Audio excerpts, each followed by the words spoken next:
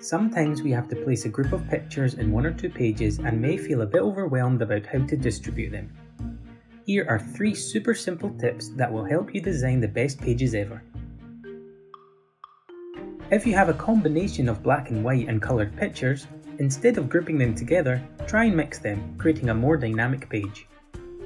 To swap images when having the auto layout activated, you can simply drag one photo over the one you wish to swap it with.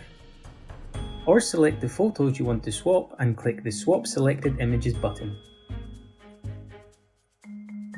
Unless you intentionally want to make a sequence, try to avoid placing similar pictures together to generate diversity.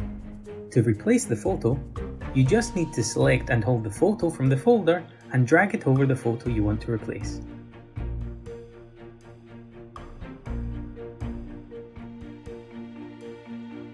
Instead of placing photos with the same frame together, try to combine close-ups with wide pictures to create a more attractive aesthetic.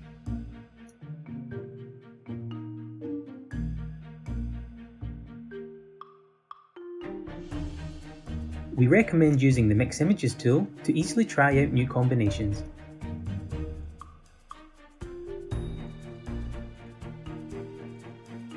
These are our tips. Now it's your turn.